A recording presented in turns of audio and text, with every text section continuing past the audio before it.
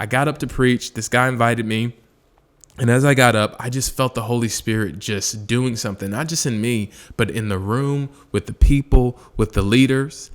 And as I was preaching, I was like, okay, the altar response is going to be heavy. I could just feel it. I grew up in it. I grew up in an environment that you can just sense things in the spirit. You can just sense what God is doing. And I just felt as a communicator that, God, you want to do something.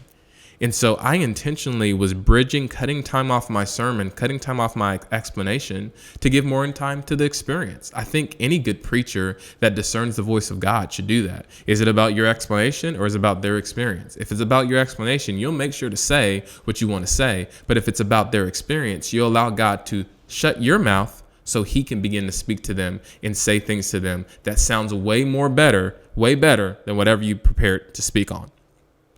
I think one of the things that we need to do is create the altar for our church.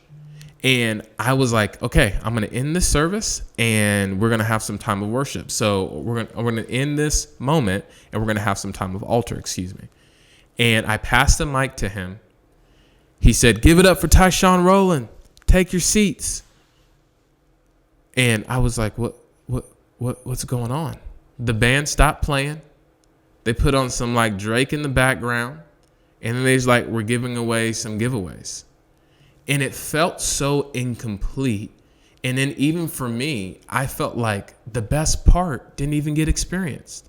I think sometimes when we're preaching to young people and we're not offering them an altar experience, we may be keeping them from the best part of the service. The best part of the service is not hearing a preacher preach. The best part of the service is allowing God to touch them. I remember when I was 26 years old, I was in Singapore and I was sitting across the man that was celebrating ministry, being in ministry over 52 years. I believe he was like 70, 76 or 77.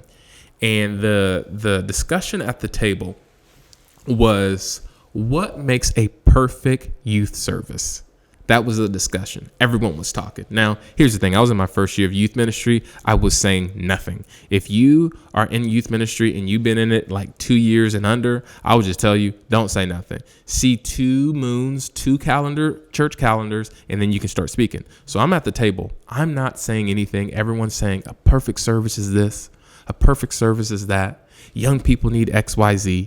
Young people need a small group. Young people need, and everyone just sharing something different. I'm looking at this man and I could tell he's about to say something very wise. And as soon as he started speaking, because everyone in the room honored the heritage at the table, I know that you bought this content just to learn about communication, but I'm just going to take a second to just tell you, always honor those who are at the table. If you have people in your life that are ahead of you, if you have people in your life that have done way more in ministry, it's really good and it's really wise. Even Proverbs says it's wise for you to keep your mouth shut just to appear wise, but it's also wise to give honor to people at the table. So as soon as this guy began to speak, everyone was listening, and he said,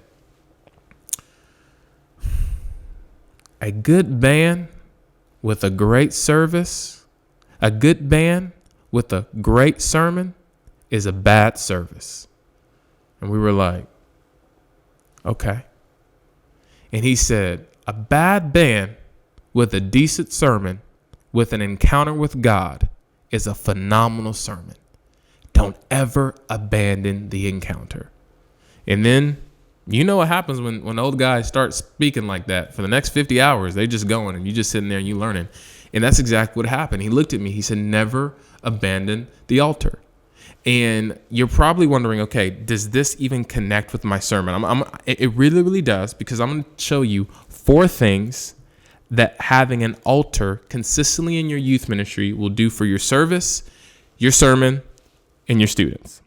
Hey, thank you so much for taking your time today to invest in yourself as a communicator to the next generation. If you want this whole course, you can head over to the link below in my description to get it. Now, because I want to reward you for your investment that you already made, if you add the code YouTube, you'll get 10% off the whole entire course. I know, generous. And since you're here and you made it this far, make sure you subscribe. See you later.